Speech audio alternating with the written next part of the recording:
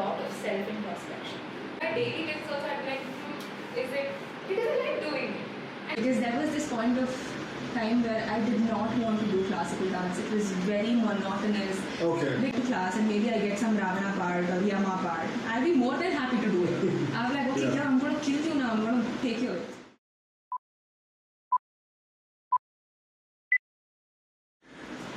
Okay. Welcome to Skillshack Originals episode number 2. Today we have with us Miss Khushi Hegde. Nice to meet you. Honored to have you on the show. She's a bharatnatyam dancer with more than 14 years of experience. Today she'll be telling us about bharatnatyam and how you probably can get into bharatnatyam too. So first of all, honored to have you on the show.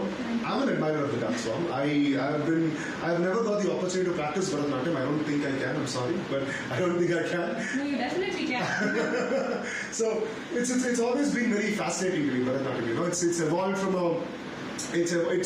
a very a very subset kind of a dance form to very mainstream today, and it's no more regionalized. Bharatnatyam is a dance form that's practiced by almost all of India. Do you agree with that? I do. I think it was the mother of other classical art forms. So okay. Yeah, there's always a part of it that you can see in the other art forms as well. Let's expand on that a little bit. So you're saying that you can see it in other dance forms, like what? So there are different classical art forms in India. Okay. So now there is Kathakali, there is Odissi. Okay. So if you see the body movements, Okay. as to how we sit, how we use our hands, maybe the hastas that we use, the hand gestures, Okay. the facial expressions. Okay. So in that way, we could say that Bharatanatyam Has an overbearing presence. Correct. But why do you think that is? Is it because it's one of the earliest dance forms? dance forms as well. Okay. And it has been written in our texts that, like how What text? Sanskrit, like how the Nati Shastra that was written by sage Bharata, Okay. that stands as the testimony for us dancers, Okay. even till date. Okay, so let's back it up a little bit. Let's go with the beginning and the origin of Bharatnatyam. Could you just tell me about how the dance form originated in India, and how it has come to what it is today? Okay, before I explain as to how Bharatanatyam began, Okay. I'd like to tell you how dance itself was formed and created. Okay. So, long ago in the society, there was a lot of adharma, that is injustice. Yeah. And adharma prevailed in terms of the Arishad Vargas. The Arishad Vargas in the sense kama, that is lust, Okay. krodha, which is anger, Okay. lobha, which is greed, Okay. moha, which is desire, Okay. mada, ego, and Right. matsarya, which is jealousy. So all of this was prevailing in the society, and it was very disturbing for everybody to exist and continue their daily lives. And that's when Lord Indra goes up to Brahma and says, you need to give us a solution. Brahma is the creator. So Okay. Indra goes to Brahma and he says, we need a solution for this. You need to create some medium that can keep us entertained and keep us not to focus on something that is negative Okay. and that could be distressing. So Okay. that's when Brahma creates the fifth Veda, that is the Natya Veda. So Okay. the existing 4 Vedas are Rig Veda, Samaveda. Samaveda, Yajurveda and Atharvaveda. So Brahma pulls out a few instances from every Veda and creates the 5th Veda, that is the Natya Veda. And further Brahma passes it on to sage Bharata, Okay. and Bharata passes it on to his 100 sons, Okay. and then he creates 24 more Apsaras, Okay. and then that's how dance came into the world, and that's when Shiva took it up, and from then Okay. dance was created. So Shiva is like the god of dance, right? Nataraja. Correct. So you obviously worship him before you start a dance, right? Yes. So what's the procedure? Do you guys follow a procedure to pay homage to the god before you start the dance? Yes. So it is not only in the dance tradition, but even in our daily lives, like we have to begin any new karya or anything, we pray to Lord Ganesha. Right. So he's the Vigna Vinashaka, the one Yes. who removes all obstacles. So we start with praying to Ganesha, and then we take the cycle forward. So how did the transition from dance to Bharatnatyam happen? How did the dance form of Bharatnatyam begin? Right. So Bharatanatyam started over 2,500 years. It has a history Okay. of more than 2,500 years. Bharatanatyam is actually a South Indian classical dance form, Okay. which originated in Tamil Nadu. So it was Bharatanatyam was an offering that was made in the temples by the Devadasis. You must have heard that Devadasis were women who completely engaged themselves and gave their lives for dancing. That's why it was called as Devadasi Attam, right? Correct. Devadasi. Correct. Yeah. Deva is God, Dasi is servant. Yeah. So you serve God. And even till date, when like my guru, whenever she's teaching us, she tells us that this is one of the highest forms of salutations to God, because you're using your entire body. Now when you're meditating, it's your brain, it's the chanting. So what I'm getting from this is that Bharatanatyam is not just a dance form, but rather a way of worship. Exactly. So do you feel spiritually more connected when you do perform? Definitely. What goes on through a person's brain when they're performing these art forms? Like, how do you, because it's very easy to say, yes, I feel very close to God, but what is that feeling like? I think there's a different feeling through the journey. Like from the beginning to what I am now, from 15 years of dancing, it has changed for me. Okay. When I was a kid, it was more of a fun thing. It was of learning movements. It's Right. just about the technicalities. It's Right. how my eyes should go, how my hands should be flowing. But then now, I think from the past 4 or 5 years, I think it's changed quite a lot for me. Okay. It might be as to reworking the lyrics of the song. It might be thinking as to what might this line mean. So the thing is, in Bharatanatyam or in any Indian classical dance form, there's a lot of emphasis on the emotions. The nritta is one part of it. Nritta is the technical dance part of it. Right. But then the emotional part of it is the one that comes with after a lot of experience and after delving into the art form for quite a long time. So for me now, I don't think it is about are they clapping, are they looking at me. For me, it is about feeling the music. It is about. When did this change happen? I mean, after how many years of dancing in this art form, do you feel that you got the change of, it's not really about what the crowd says and how the audience responds, but it's rather about what emotion I delivered. So when did that change happen? I don't know as to when it happened because it was very gradual and it was with a lot of patience actually, because there was this point of time where I did not want to do classical dance. It was very monotonous because the basics are really hard. Right. It's not like some dance that you just do 2 steps and you get it the third day. No, you do it for 4 years and then the 5th year also they're going to be. Even after 15 years, I do my basics in front of my teacher and she has points, flaws to point out and says you can do this better. So there's always scope of improvement. When it changed for me might be there was this day at dance class where we were portraying Krishna showing all the entire universe in his mouth. You must have heard the story that he eats mud and the mother comes in and she said, "What are you doing? Open your mouth." And so I had to play the mother. And I was maybe in my 7th grade or my 8th grade, and so ma'am just told me that so now the other person is your son and he's Krishna. So he opens his mouth and you have to be astonished. You don't know. For you, it's a small baby. And then you see that, oh my God, he's showing the entire world in his mouth. And then all of that. So that day, I just did whatever came into my mind. But my teacher was extremely impressed. She was like, for a 7th standard kid, if you can do this much, then there is definitely scope of improvement. And that was the day she told me, I think we should do your Arangetram. Arangetram? Yeah, Is it Ranga Pravesha? It is Ranga Pravesha. Yeah, please explain. So Ranga means the stage. Right. Pravesha means to enter. So the Ranga Pravesham is an onset for a dancer to begin their professional journey in Bharatanatyam. So it's like the initiation ceremony. Correct. But that initiation takes a lot of practice. That we have let go now. Everybody who wants to learn dance now wants to do their Ranga Pravesha. It is like a certification. Right. I must tell you that I haven't done it. I am doing it this year. I might be doing it by December. All the best. Thank you so much. But it is that it depends on every teacher. It depends from teacher to teacher. It's very subjective. So whenever the teacher finds that the student is doing quite well, I think she can put herself on stage and do a complete margam. Okay, now a complete margam means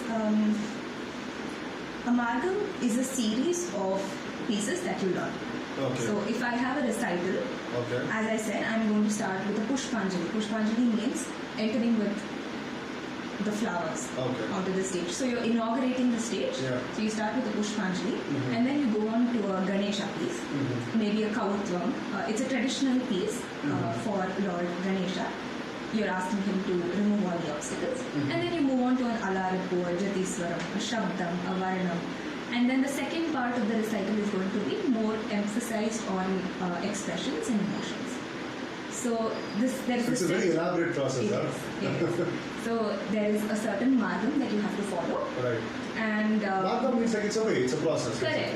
In layman terms, Yes. margam means a path. Yeah. Correct. So this is also a path from the entry to the last piece of your recital. That is a tilak. Right. So what do you think when people say that it's a very rigid kind of a dance? Do you feel that way? And I'm not saying it's good or bad. I mean, certain things are meant to be rigid and it should be rigid. But I've heard a lot of people say, well, I could never learn bharatnatyam because it's too rigid. I would want to be, free. I'm just playing devil's advocate here. I would want to be, free in my dance also. What do you have to say about that? Do you think it's a very rigid? Because you talked about reworking certain lines when you said. So very interesting. I never heard. First time I'm hearing that. So do you think that it is in fact a very rigid one? And what do you think? Should it be rigid or not? Rigid in terms of body movements or rigid in terms of exploring what Bharatanatyam is? Yeah, I would say rigid in terms of exploring what Bharatanatyam, because I don't the common kind of the kind of conversation that happens against Bharatanatyam is that it is a dance form that is extremely rigid. It's orthodox, if I were to say. Okay. And you don't need to explore a lot of other avenues. Do you feel that way? If you would have asked me this a few years ago, maybe I would have said yes. Okay. But now I really don't think so. I'll tell you. The thing about Bharatanatyam is that, as I said, to master your basics Okay.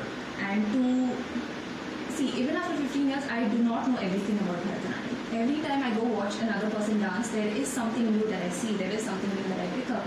And that is how diverse Bharatanatyam is. First of all, Bharatanatyam has a lot of styles.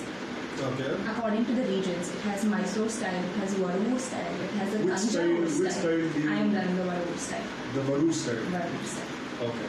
So that's what. So there is a lot. You can make a million permutation combinations just with the basic adavus that you have in Bharatanatyam. Okay. Why people feel that Bharatanatyam is a rigid art form is most probably because it is a lot for your body to do. Okay. It is a lot of physical effort. Okay. It is just like ballet. Now how you see ballet dancers who work for years and years, Yes. Bharatanatyam is also the same way because the basic postures, the aramandi, the rigidness of your hands, that's what, as to how your eyes should move, it's not going to come in a week or two. So the ones who do not,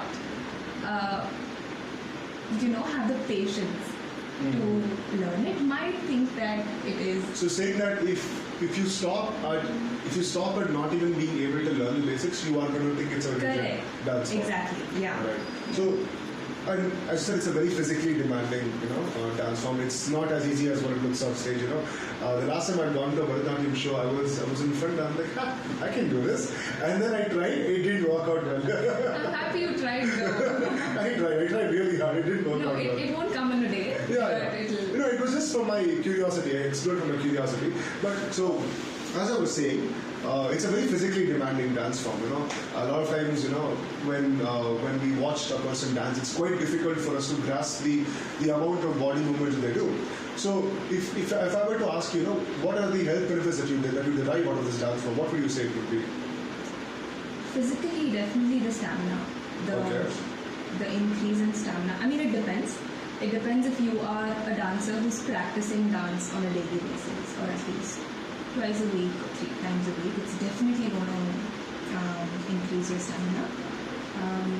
It also benefits in the breathing. Right? As you said, when we dance, it's a lot of physical movement, so you tend to breathe from the chest. But with time, with a lot of practice, you start taking breaths from the stomach, and that really helps in controlling the breath. So that is a very good. Is it right if I say that pranayama is a very important part of the dance form? Because pranayama does help in breathing. It does. Pranayama is into yoga, so yoga is going to benefit you in every way possible. Yeah. But it is not necessary for every dancer to practice pranayama, but it must become a practice because it is extremely beneficial. So when you started dancing, you were 4 years old, so I don't know if you would remember that situation or not, but did you feel like it was a very physically demanding in you, and how did you overcome that physically demanding sort of part of Bharatnatyam? You know, the ironic thing is that when you're a kid, you have a lot of energy. So you don't think about how much am I sitting, how much effort is going in. But when you grow up, you're lazy. You're like, oh my god, there's one more piece to go.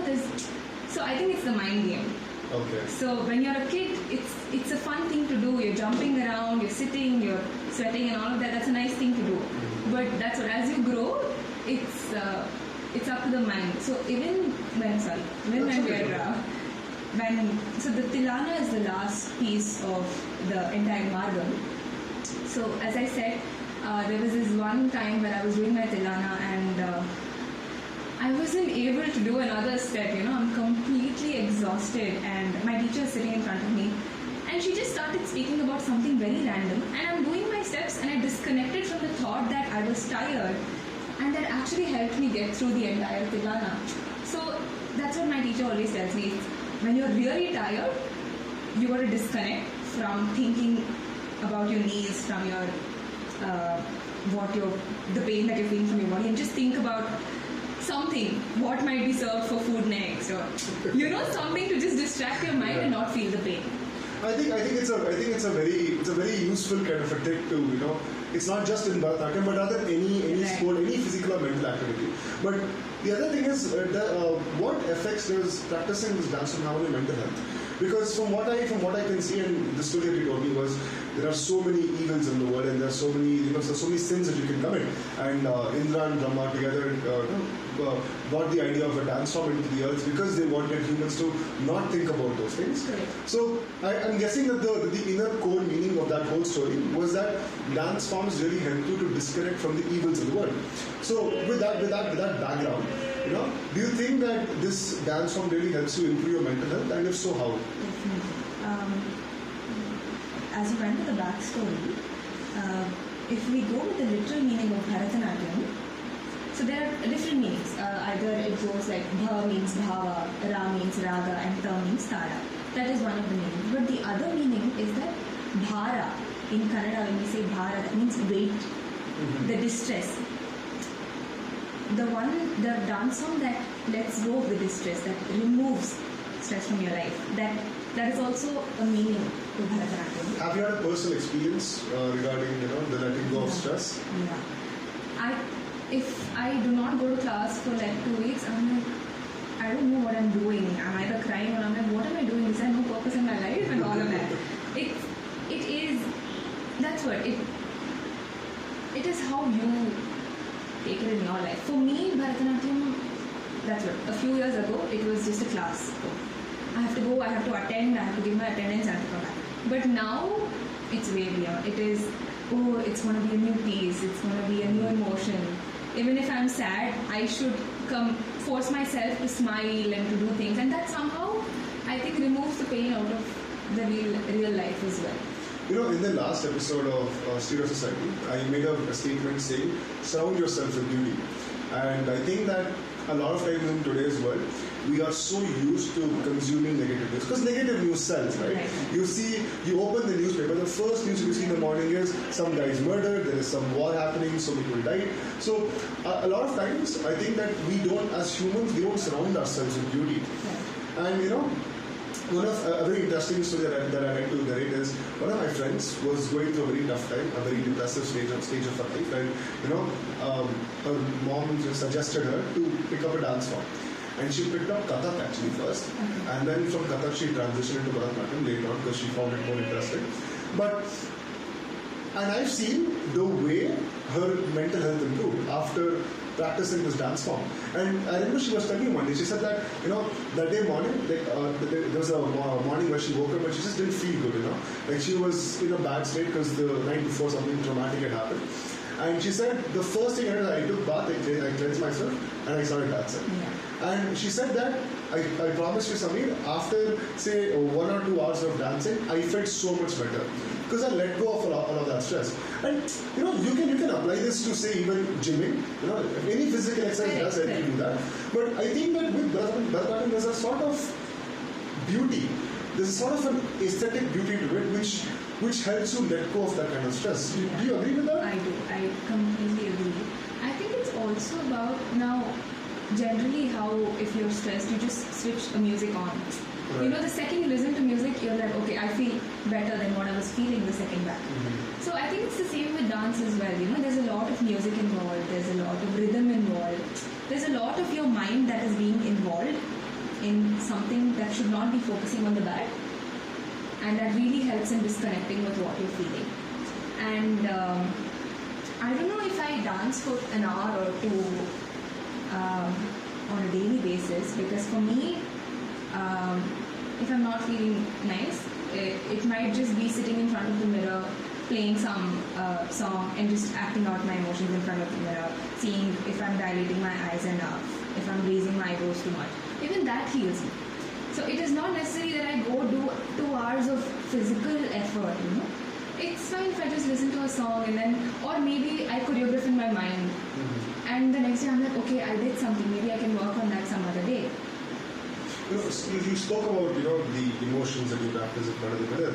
And a lot of times, I think that when we talk about dance as an art form, what the Western world usually visualizes as a dance form is a person moving their body in these crazy movements, and then you are deriving sort of rhythm to it.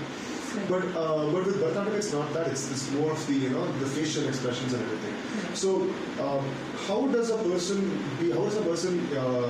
they become able to develop the ability to showcase those emotions? Because it's almost like acting, if you think about it. It's almost like acting. And to become an actor, there is so much to do. There is so much skills to learn. There's so much to learn as to how to show emotion. So as a Bharatanatyam dancer, how different is it from that? Or even if there is a difference, and how does a person cultivate that skill of being able to portray those emotions on their faces? In terms of training, if I have to train a person physically for dancing, it is way more easier than training a person to express. Because what you express is what you feel. It is not something that somebody can come and spoon feed into you and say, this is not what you feel. Now, if I am scared of a cockroach, I am scared of a cockroach. If you are scared, I cannot emote that I am being scared. You know what I'm saying? Yeah. You want to feel it to express it. But physical movements are not like that. You can force your body to do things. Over practice, you try to go into a split for 10 days, the 11th day, you will get it. However old you are, however tight your muscles are, you will get it. But expression is a lot of self-introspection, is a lot of involvement in everything that you do. Now, as you said, dancers are very expressive in their faces. Because for me personally, if you say, show me pouring water into a cup of flowers in dance, I can do it. Because I would have imagined that also. In my daily basis also, I'd be like, is it? Because I like doing it. And that is expression for me. I have seen a lot of dancers. I have seen a lot of dancers who are very good physically, but there's something lacking emotionally and in the expressive part of it. So that's what. One thing is, it takes a lot of practice.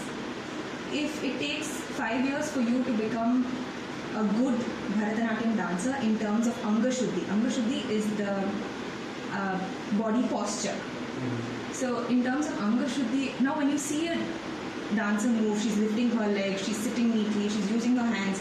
To get all of that, if you take 5 years, to express and to be able to connect with the audience. And if I am feeling anger, I should make sure the audience also get to know that it is something related to being fearful or anger, or I'm laughing, I'm making fun of someone. So it takes a lot of practice. How much ever time you give for dancing, the same amount of practice or even more you should be giving for expressions. do you think that that a person needs to be in a mentally good state and mentally stable to be able to express those emotions? As you said, it's a personal thing, right? Being able to express those emotions is a very personal thing. So do you think that if you're in a bad mood inherently before starting to dance, you may not be able to express those emotions in a very like a happy emotion in a very positive way? Or do you think that has really no effect on the dance form? You can be extremely vulnerable. You can be extremely happy. Okay. But your approach towards dancing should be the same. Now, even if I'm angry at something else and I go to dance class, I want to dance. I might not smile the entire class, but I want to dance. I want to do something that I'm doing. So, and when it comes to expressions, I feel the current mood that you're in emphasizes on what you're wanting to express. Now, when it comes to expressions, it's not only being happy in dance, right? So there are the navarasas. So you have different emotions that you have to depict. And now if I'm angry and I'm going to class and maybe I get some Ravana part or Yama part, I'll be more than happy to do it. I'll be like, okay, yeah, I'm going to kill you now, I'm going to take you away. But what if the opposite is true? Like, what if you're in a bad mood and you get like a very happy and a joyful mood? Do you feel that your mood before class that you enter? Do you think that it can have an effect on your dance form? I think it's very subjective. So, like say before a performance or before a show, it's important that you're in a good, stable mood, right? Yeah. So, yeah. and I was delving more into that. So how does a dancer prepare? I'm just curious. How does a dancer prepare? Apart from the physical aspect, apart from practicing and over again, and apart from all those things, what are those mental health steps that a dancer takes before entering the stage? I will tell you my personal experience with that. One is that you have the confidence in yourself and the confidence that your guru has given you because you have trained. Before going on stage, you make sure that you have had enough practice that keeps you peaceful before going on stage. Now, if you're not prepared enough, if you have a million things going on in your head and you want to perform, it is going to be challenging to remember in terms of memory.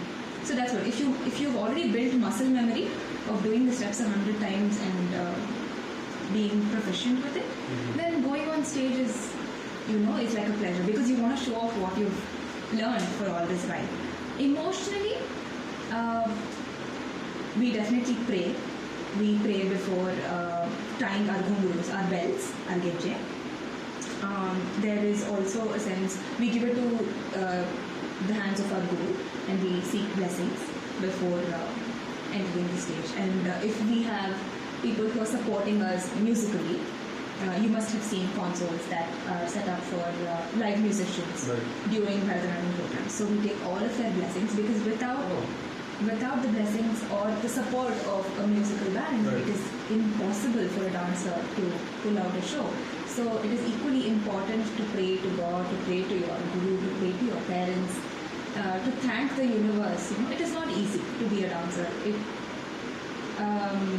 God chooses you as to, okay, fine, I think you can take this forward, I think you can take this color forward. So I think it's about being grateful and invoking everything positive. My leg might have cramped up, but then if you just tell yourself that no, it's okay. People don't know the choreography. I know the choreography. What I have to do is I have to be presentable. I have to make sure, even if you're fooling the audience, you make sure you fool them in the right way. Yeah. So you should have that confidence within yourself. It's actually amazing because it's a very spiritual approach to dance. What I can see from here, and I really appreciate it. It's an amazing way to think about dance. I never thought about dance this way. I never thought about the fact that you pray to so many people because at the end of the day, you're on that stage because of them. It's a very nice, and I think that it speaks a lot about gratitude, right? And I think that as Bharatnatyam dancer, I'm sure that you are not in the place that you are without your guru. I'm sure that you would be nowhere. So, without those pre-existing factors, you would not be able to perform the art that you love, right? So, in a way, I can see that kind of gratitude that you have towards your parents, towards your guru, and it's amazing. It's amazing. You can make a separate podcast about me talking about my teacher because there is so much that my identity is dance. Like even from school, they've just been saying that okay, she's a good dancer, she's a good dancer. But where it came from, one, because my mom put me into the. It is very right to find the right teacher. It is so important that you find the right person to train under, because art is not from textbooks. Like it is. You go to every teacher, there's a different variation. There's something different to learn.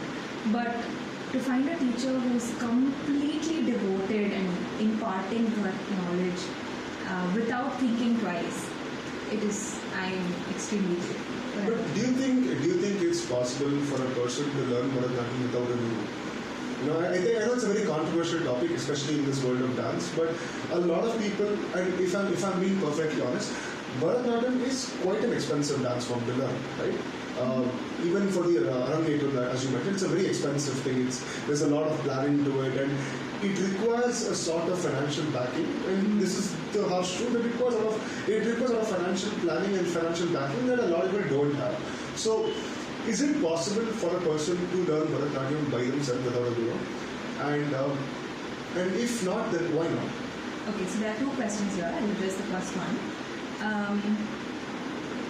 So now if I have an exam tomorrow and I have to learn chemistry, so I cannot contact my teacher. So what I do, I just see YouTube and I learn and I go pass the exam. So the thing is that actually I do not have a guru, but whomever I learn from on YouTube is also my guru. Yeah. So what I'm trying to say is that even if you are a self-practicing dancer, you would have learned seeing someone under somebody's guidance. So there is automatically a guru who is guiding you through your path. But in my opinion, it is very, very, very important to have an acharya. Let me not say guru. Guru is somebody who is spiritual, who leads you in a spiritual path. A dance teacher is an acharya. But we usually, whenever we introduce and whenever we talk, we say guru. But it's very popular. Yeah, we should be saying acharya. Yeah. So it is very important to find the right teacher. Because as I said, even after 15 years, I've started preparing for my Pariksha. And every class, if I've learned a 5-minute piece, there are 500 corrections in that 5-minute piece that I get. And when I'm doing it in my house in front of the mirror, I'm like, okay, fine, I'm ready to go there. But then when I go and show it to my teacher, she has 100 more things that I can emphasize on, I can make it better. So that is when a teacher's importance comes into play. What do you think makes a really good Bharatnatyam teacher? Because as you said, it's very important to find the right teacher. So if I were to look for a teacher, what would be some markers that I would look for to find the right teacher for me? Okay, so it is not necessary that every artist is a good teacher. One thing. Because the commitment that you need to be a teacher is huge. Being an artist, you're traveling to different states, you're performing, but being able to teach your students every 2 days a week, the commitment that you're giving to your students, because you're paving a path for them. So that is important. The first thing you need to find in a teacher is the commitment that they are ready to give you. If you might take 100 holidays and say that I'm unwell today, I'm that and this, but your teacher is there making sure every 2 weeks she takes a class. So that is the first thing that I personally think is important in finding a teacher. The second thing is that, again, the quality of not only physical dancing but also the knowledge that they have. Because Bharatanatyam, if the practical part is 40, the theory part is 60% of Bharatanatyam. Okay. Yeah, there's a lot of history. What do you learn in the theory part about Bharatanatyam? I'm just curious because as a layman, for me Bharatanatyam is just a dance. I don't think that there is a lot of things to learn like where textbooks and theory stuff. So what constitutes that 60%? You must have seen we use hastas, we use pataka, Yes. we use. So there is a separate shloka just for one gesture as to for what all you can use it. So I can use it like this, I can use it like this, I can use it like to kill someone, I can use it to show a path to somebody, I can use it to show. So the thing is, now if I take Kartali, I can show creeper, I can show eyes. So the theory part of it tells you the importance and the ways you can use each part of your body. There are Vedas that we do. We do Drishti Veda. Drishti means your eyes. So you have the circular movement. You have looking down. You have looking up. So everything is mentioned in the texts. And you have exercises, Kriya Guru. You have the spins, Brahmaris. So there is, it is not an art form that just came from nowhere. It is a beautifully scripted, complete testimony. It's beautifully written. And, yeah. So that. It seems to me like this is almost like a subject by itself. This is not just a hobby. If someone is to take Bharatnatyam seriously, from what you mentioned, it almost seems like there has to be so much that goes into the appreciation of the beauty of this dance form. It's amazing. It's amazing. I'm dumbfounded. I never knew that this much variations exist. I don't think a lot of people who watch Bharatnatyam or even know what Bharatnatyam is don't know the kind of backing for it. Okay. Which brings me to my next question.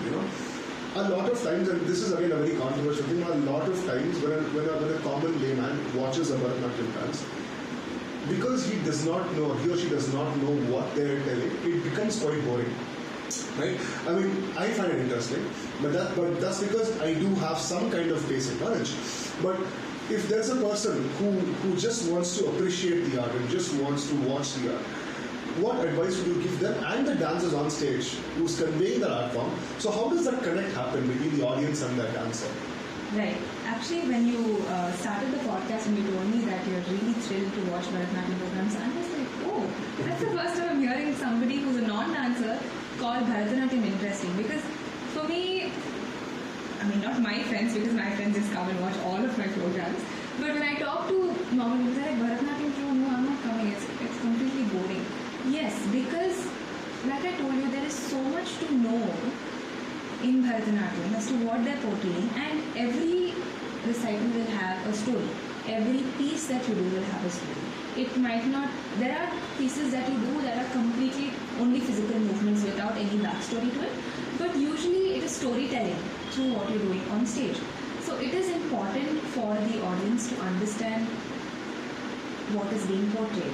Now, I might not know that this means house, or this means going inside the house, this means a road. So it takes a lot. You should know Bharatanatyam yourself to enjoy Bharatanatyam or any other classical art form that way. But as a layman, what you could do to understand better is that before any piece, if you go to a professional recital, there will be an introduction to every piece. Now what we do, after one piece, after one 15-minute piece, the dancer would have gone out of stage and all of us start talking to each other. Oh my god, when is the next dance? When is it going to get over? Maybe something you're talking about, oh, she did really well, it was really well. But what you should do once the dancer goes out and comes before the next recital is to listen what they're explaining about the next piece. So whenever there are sancharis are episodes. Whenever we are portraying episodes in a dance piece, there is mostly 95% of the time there is somebody who comes up on the stage and explains to you about the story that is being portrayed. So next time when you go to a Bharatanatyam recital, you should try listening to them so that you get a better idea about what they're portraying. It seems to me like this is not a dance, this is more like a play. Yeah. It's more like you're watching a performance of a woman telling you the story single-handedly. It's a solo play. Yeah. Right? And that is insane, because even if you talk to any actor, right, they always say we need supporting actors because I can't do all the roles. But in Bharatanatyam, it's just that you have one person through a very musical format and through a very beautiful format.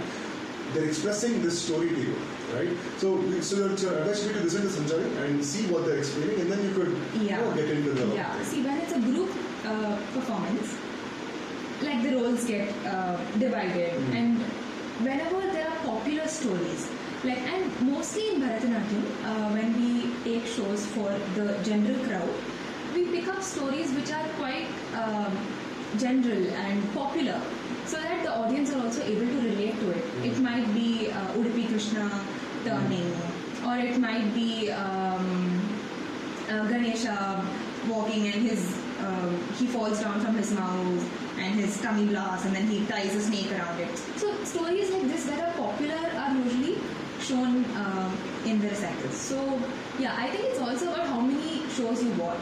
You know, you go to 5-6 shows and then you also start figuring out, oh yeah, I think I know this, I know what is it.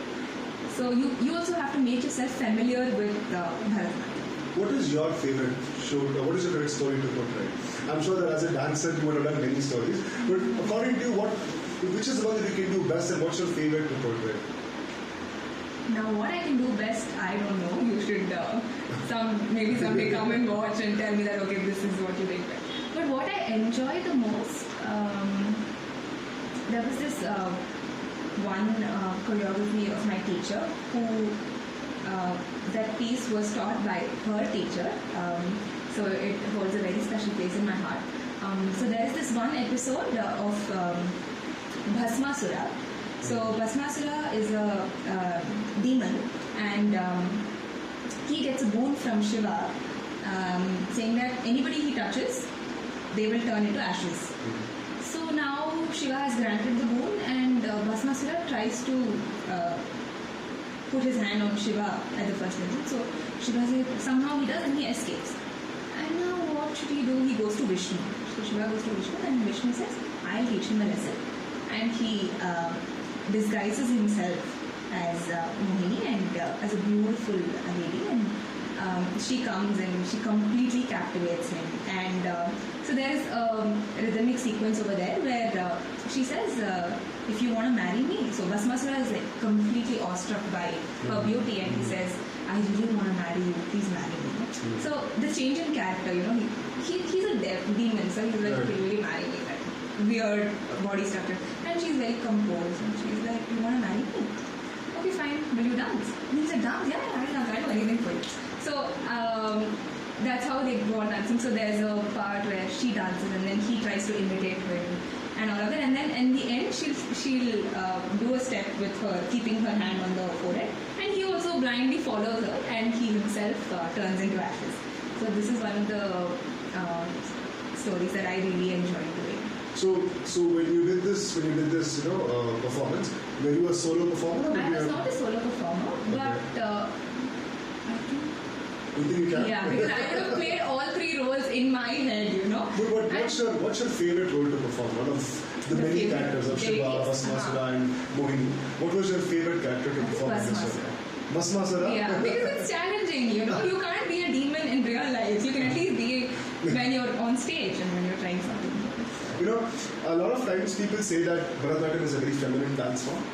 And it is, because a lot of times the performers that you see are females on stage. But the characters that you see in the story itself, some of them are very ultra-masculine, some of them are devilish. So, do you think that Bharatanatyam as a dance form should be only reserved for females, or do you think that even men should be able to perform? Shiva, Nataraja. Makes sense. Yeah. So. But I would say today the culture is like that, right? The culture kind of tells you. I think it's the society. I think it's the society that has made bars that a male should be this way, a male should do jujutsu, martial arts, and not be graceful. When you're on stage, if a female is ready to become a male character, then a male should also be ready to play a female role. Very, very rightly said. Yeah. So you know, actually, I had taken a trip to Tanjavur recently with my family, and we went to Brihadishwara. It's a mind-blowing temple, architecturally amazing. You know, I have a keen interest in architecture, especially Indian architecture. I was awestruck, right? But when I went there, we took a guide, and the guide told me that there was a kind of a mandala, there's a kind of a stage on there, and he said that back in the day, the Marathas who renovated this particular temple used to sit here and used to watch Bharatanatyam dances. And I was awestruck because, you know, it just told me that Bharatanatyam as a dance form is a bridge between generations, right? I'm sure that a Bharatanatyam dance form today that you watch, and maybe a Bharatanatyam dance that maybe 4 generations ago a woman would have danced it, they almost follow the same kind of pattern, the same rhythm. Do you feel that way? Or do you think it has changed over the course of time? So, because you spoke about the Tanjavur temple, Bharatanatyam flourished in the Tanjavur temple by the Tanjavur brothers, 4 brothers, who practiced and passed on the art form of Bharatanatyam in the temples of Tanjore.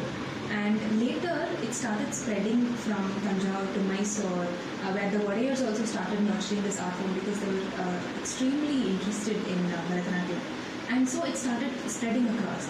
But when the British rule came, the entire concept of offering to God was completely destroyed. They were not allowed to practice dance, and so it was almost diminishing. It was almost erased. But then we should be very grateful to the artists who revived Bharatanatyam. You must have heard about Rukmini Devi Arunde. She was the one who rejuvenated Bharatanatyam. There were a lot more artists, but then Rukmini Devi Arunde was the one who brought the vanishing culture of Bharatanatyam back to us. And till date, if we know some part of it, then it is because of that. I'm pretty sure there was a lot more that existed before we lost our culture, So you're saying that a lot of Bharatanatyam today is lost in time? I wouldn't say a lot of it is lost, but I'm saying you never know. There might have been even more. Because now, because it's had a second birth, it's had a rebirth, we have this much. So I am assuming that the ones who created it should have created a lot more, right? It's one of the things that the guy told me in the Tanjore temple was that the kings would spend hours on end sitting and watching these dance forms. And I remember thinking to myself, why has this culture persisted? And yes, of course, it's because of the colonial and everything, but I also feel like it's the lack of knowledge. Right? Now, this story of Basavasura, I knew the story because my grandmother told me the story, but a lot of people don't know. Right? Yeah. So there is a kind of cultural shift in what people know and don't know in terms of their own culture and mythology and everything. And I think that it's, apart from nurturing the dance form and pushing it forward, a lot has to be done in terms of telling people these stories. Right. Just the pure knowledge of these intricacies, because the whole point is whether it did happen or not, or it didn't happen. That's not the point of the story. The point of the story of Basavasura, what he told me, was ego.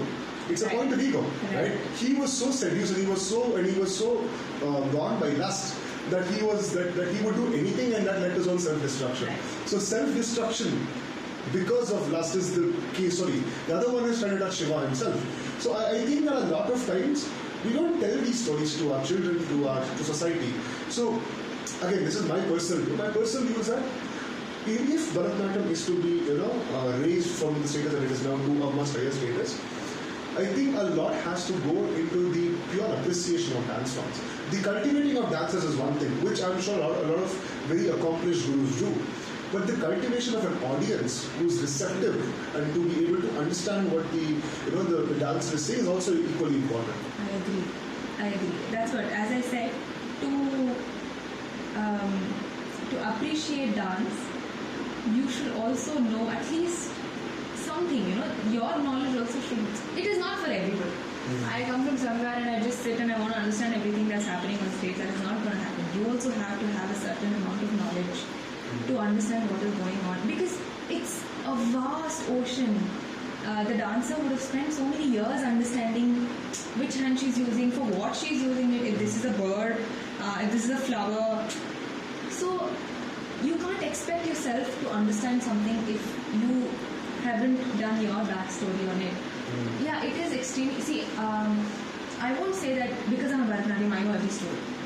It is not like that. Because even I live in the 21st century. I would prefer reading some novel, rather go pick the Mahabharata up and read everything. But yeah, spreading stories and consistently reworking and just listening to episodes of our past, I think it is going to help. See, it takes effort, that is definitely there. It takes a lot of effort to actually understand the context of what the dancer is performing in. And just as an Indian citizen, it's good that you know these stories. It's good. You should be proud about it. That you come from a land of heroes. People have spilled their blood. Yeah. So it's important to know. But it's difficult. It is difficult. I totally get it. But at the same time, it is your duty in a way. right? No one's holding you at gunpoint to do this. Yeah. But it's so appreciative if you do. Because if not for us, who else will? Like you said, your grandmother told you about the story of Bhasmasura. I think it's important to develop that environment, even in families, from you're a kid. Now, if my mom wouldn't have pushed me to dance class, I would have never gone to dance class. So it is the environment and the upbringing that you have also as to what you're exposed to, what you're learning, now if I'm from a typical Brahmin household, there are mantras, there are patanis, someday out of you just listening to it, I will get the mantras. It's not that I have to sit and read the book. It's about the environment that you are in also. Actually in the Bhavishya Purana, they talk about the Kali Yuga. And in the Kali Yuga, they say that because we have become so disconnected from God in this era of adharma, the mere act of chanting a mantra is enough for you to attain that sort of, that sort of spirituality and closeness to God. So, like you said, if you're in a good environment where they are continuously telling you about these things and you're hearing about these things, you naturally gravitate to becoming a spiritual person. I'm not saying that you will. I'm not saying that 100% you will become a spiritual person. I'm just saying that if you're in an environment, ultimately you are the product of your environment. I don't think that if you were not pushed into this dance form, we wouldn't be having this conversation today, right? So it has a lot to do with the environment. It's very valid point. So we're having the conversation about dance being a uniting factor, and the point that I was discussing with my friend the other day was there are many reasons to divide in today, right? We are moving into a very tribalistic world where, and this is a very different other topic from dancing, but the extrapolation that I like to make is this, right?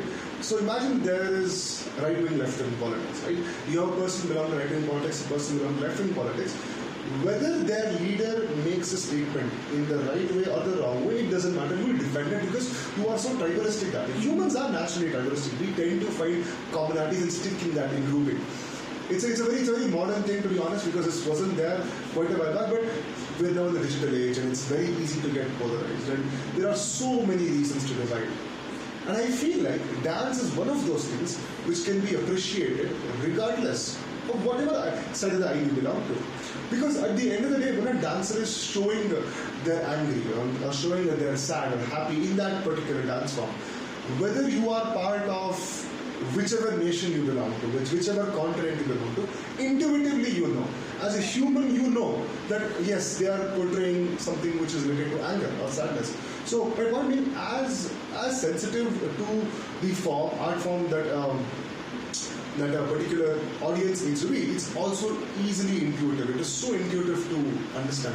So, in that sense, what do you think that dancers should capitalize on to bridge that gap? Dance in itself is something that unites people. Because one thing is that it breaks the language barrier. You might not know the language. Because if there is one recital and if there are 5 pieces, the first piece might be in Kannada, the second piece might be in Telugu, the fourth piece might be in Tamil. But the fact that the stories and the effort of the dancer to portray a story or a concept is beyond that language, and that definitely breaks barriers of language, and so there is a sense of unity there.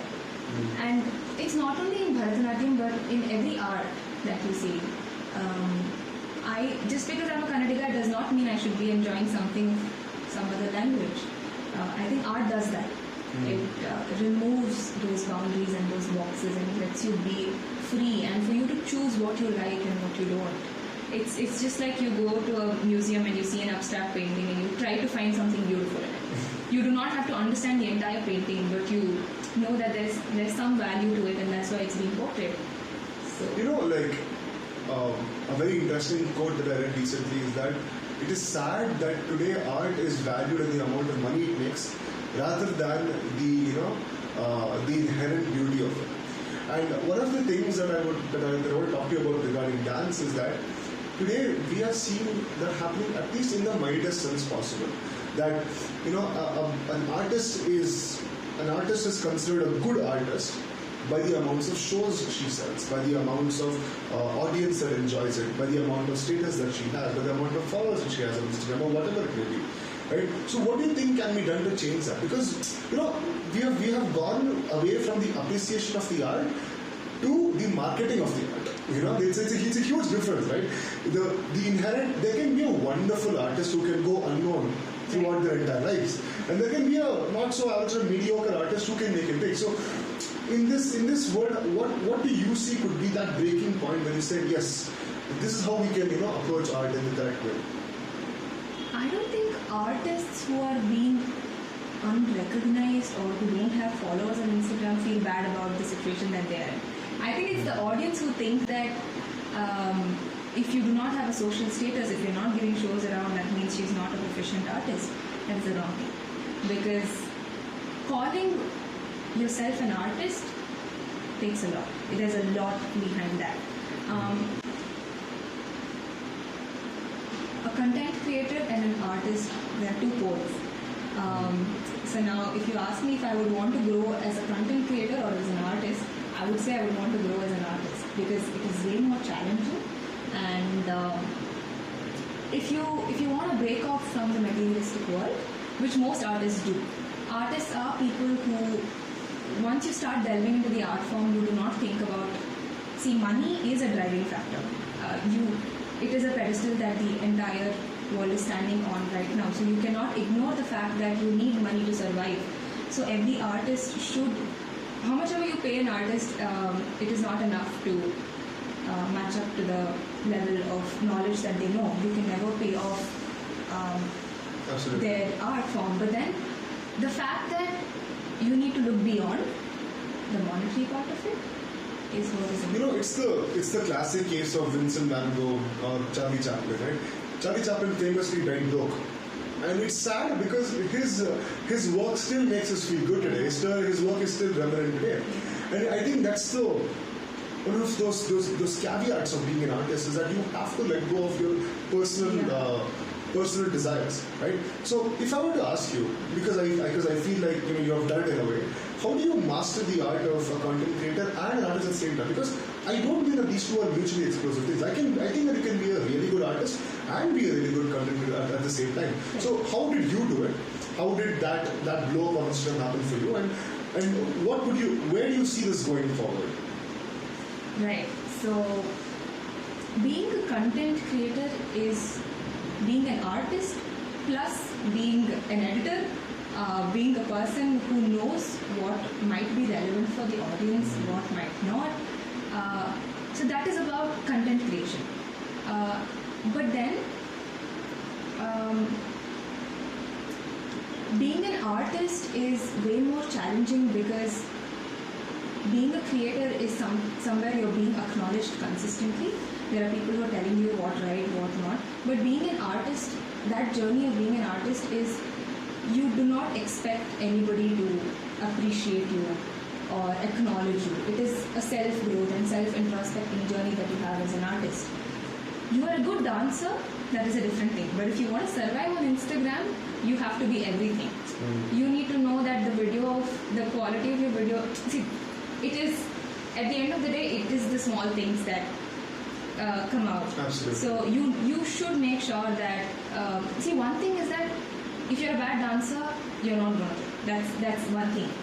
But even the audience that you have, one, they either watch it for entertainment or they watch it because they actually love what you're doing. They respect the art that you're having.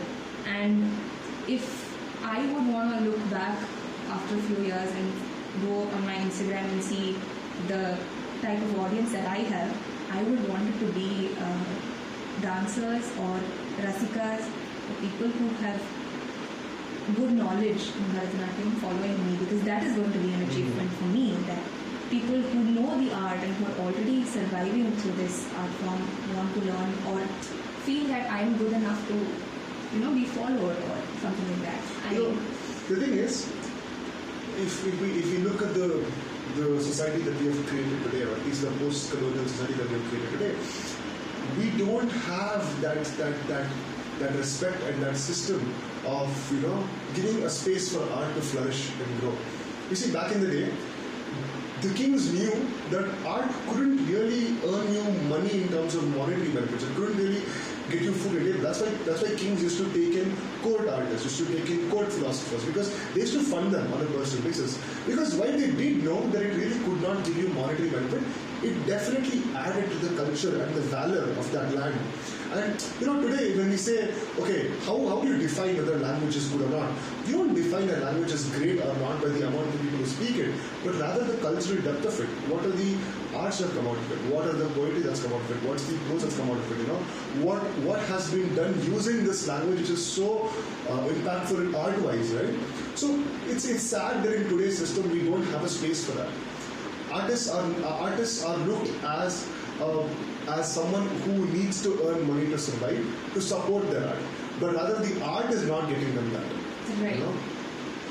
There's I don't like it that in this generation we only think about what we need and what we might want. So now if even before I took up commerce, I shifted from science to commerce just because I wanted to give time for dancing. There were a lot of people who told me that, I'm sure you're not going to earn as much as your friends are going to be earning in the next few years. All of them are going to be engineers, they're going to be doctors, they're going to be earning a lot of money. It did scare me. It scared me a lot, and that is the truth. But then I do not, both my parents are in IT, and I do not want to have a life like them. Like after 5-6 years down the lane, I do not want to sit and crib that my manager is wanting me to do this much work. I don't want to put my eyes on that screen and have to suffer. So I think it's what you choose as well. But as you said, the respect that you need to be giving artists. If you're an engineer, they think that you're going to make money. Why? Because you're going to create softwares that are going to be a need to the society. But a dancer is just going to be dancing. It is not a need. You are going to go and watch somebody dance only if you feel like. So it's a want, and it's not something that you will want. You will need all your life. But that's the wrong approach. If you ask me, I'll say that in the next few years, you all will love all the people who are so mundane with their 9-to-5 job and working. I'm pretty sure entertainment, dance, bharatnatyam will be a need for you to come and watch and to feel light, to have the mental stability and to let go of all of your haphazard lifestyles. I think definitely bharatnatyam is going to become a need. Not only bharatnatyam. The thing is, right? I also feel like art should not be looked as a side hobby, but art should be looked as a journey, as an exploration into what the humankind and what the human mind can do. Because at the end of the day, there is no right or wrong in art, as you know. Sure, there may be a few basics that you have to nail right in order to get the art form. But I think that, as you already said, when you delve into the more advanced forms of the dance itself, there are a lot more things that you can tweak and learn. So there are a lot of mix and match. And there is no right or wrong in that, right? There are certain rules to be followed, of course, definitely. But on the grand scheme of things, it's a dance. And your body is meant to be fluid, it's supposed to be expressive and all these things. And I also feel like that is what is lacking in today's society. We have so much of mental health crisis because we don't let go. Right? We are stuck in this race of becoming someone or something based on what society has told us to be and what to do. We don't think, okay, this is what I want to do, right? And to be honest, it's very easy for me to make these statements, I think, but at the end of the day, money is important. So my question to you is, how do you plan to bridge that gap in the future? See, of course that it is your dream to make Bharatnatyam your career and to make a living out of it. That is there. But how do you plan to do it? Because as you said, the audience is not there yet.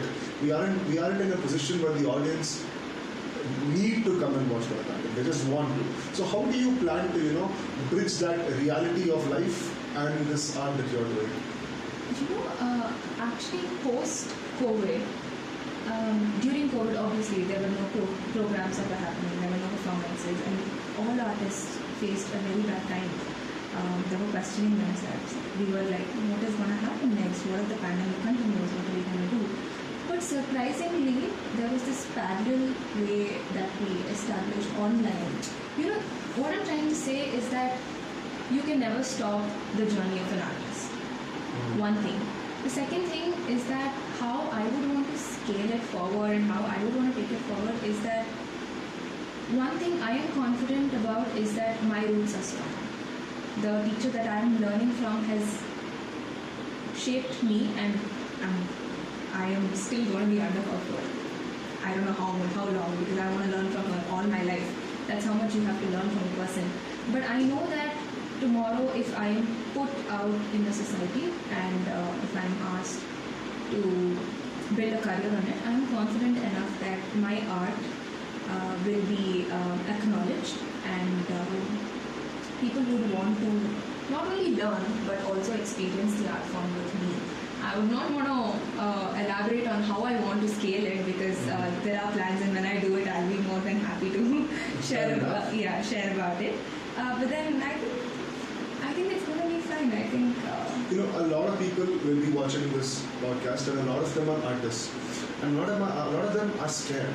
Just like you said, when you make that shift from science to commerce, a lot of them are scared. So if you have to give one piece of advice to these young aspiring artists, whatever they may be dancers, they may be painters, or whatever they may be, what advice would you give them on being able to count on their art and being confident in their art? you might not be perfect when you're taking the decision. You might think that I'm not good enough. What if I leave everything and get into the field that I want to and I fail? It's okay, because nobody is perfect. You learn every single day. But making the right choice is going to give you so much of mental peace and so much of freedom, just for you to think that, okay, now I can do it. Now I have the space. Now I think I've made the right choice. That is very, very important. When I was in PU, when I was doing science, it's not that a dancer who's a doctor cannot be a dancer. You can definitely be. But for me, I needed that space of mind. I did not want to stress myself with juggling 2 ways and all of that. So that's why I chose it is, and I also want to say that it is okay to choose an easier path. Now it's, people tell you that, no, why you can do science so well, why do you want to take up commerce, why are you taking the easier route? It's okay to take the easier route, because where I want to lead is different, my path is different. So it is okay to compromise on something to build on something else. It is not necessary for you to burden yourself with everything possible and still be good at what you're doing. Be good at one thing. Funny joke that I remember when you said this. These are beautiful words, by the way. A lot of them hit home for me personally also, because the path that I want to go down through is also a very challenging path. So it's quite personal to me also. But one of the things that I read recently was that it was Indian Engineers Day, the celebration of Indian engineers. It was I think I'm not able to get the date. I'm sure we'll be able to put that in post. But on that day, I remember reading this meme that went around and said, Happy Engineers Day to all the artists, doctors, lawyers, businessmen, and everyone. Yes. And I just remember how nihilistically true it was at the end of the day. It's sad. It's humorous to me, of course, we're laughing about it, but the deeper meaning behind that is a lot of people let go of their passions and their dreams. Because, see, at the end of the day, India's society is a very new society. This modern India that we have today came only after the British. It's not even been 100 years since the society is established. And there are lots of norms that we still retain from those times.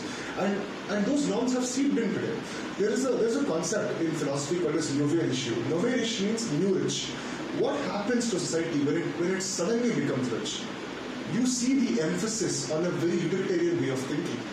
And that thinking is that all we need to do now is to make money to live good.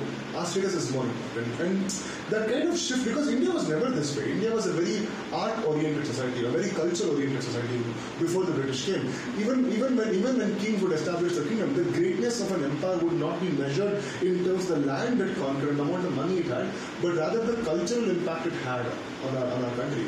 The Gupta Empire is not remembered today for the vastness. It was definitely vast, yes. What it is remembered for is the style of architecture it got.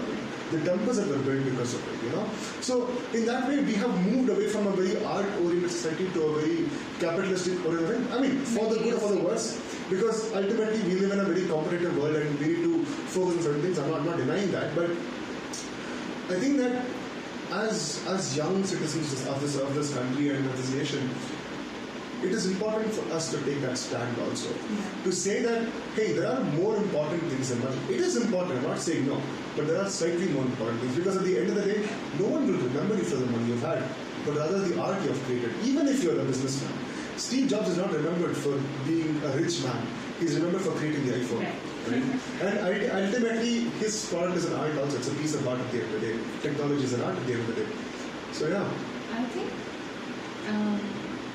for me, when I see my parents, as I told you, I just feel, what will you do if you have $1 billion and you don't have the right health? I know you'll go to doctors, you'll have money, you'll pour in money, you'll make sure everything is right with the top doctors. But what if your mental state is not where you want it to be? What if your health is just not the way you want it to be? There is no point of you being a billionaire. My grandparents, whenever they bless me, they say, Sukhavad Jeevana Badko. So that means you have a peaceful life, you have, they don't say get $1 billion and get rich, because at the end of the day, if you look at it, it is about having everything, having money, having health, having the mental space that you want. So I think that's what we're forgetting. We're in the race of becoming engineers and doctors, and please do it. I mean, you're passionate about it. It's a great course. Please do it. Yeah, I'm not telling the audience that you should not do engineers. No. You are needed in society. Exactly. Yeah. But then don't forget that if you don't want to do it, you're never going to be happy about it. Yeah. And at the end of the day, when you're dying, you shouldn't be like, what did you do? I just worked a corporate job for like 40 years of my life that I did not like. If you're enjoying your job, then nothing like it. Yeah. But then if you're not, just take a step out. You might get poor for like 2, 3, 5, 10 years, but then there is going to be some day that you're going to realize what you've done. One of the things that I find as a beautiful combination of Bharatnatyam and spirituality is that when an artist performs, especially a dance like Bharatnatyam or any dance when it's so spiritually connected, is the amount of faith that you put in a higher being to rely on if nothing works at the end of the day. He's there. Yeah. Nobody is there. Exactly. He'll take care. So one of the turning points in my life was post-COVID. I was very confused as to what I wanted to do, and at that time my self-esteem and my confidence was absolutely down. And I realized this is why people believe in God. Because when you have nothing to count on and when you have nothing to put your faith in, the only thing that you can put your faith in is something that's intangible, something that's superior and intangible. And the thing about Bharatanatyam is that it already does that inherently, right? So I think the confidence of a Bharatanatyam dancer maybe stems from that. Do you agree with that? It does. Spirituality and becoming an artist go hand in hand. If you're not, I'm an atheist, but I want to do a Shiva piece. You definitely can, but it's about what you feel at the end of the day, like I told you. If you want your audience to get captivated and go home back driving thinking that, oh my god, that was so beautiful. If you want to give your audience that experience, see, nobody has seen God. I have not seen God, my audience has not seen God. But if I can make them feel something even a little closer to them, then that is my achievement.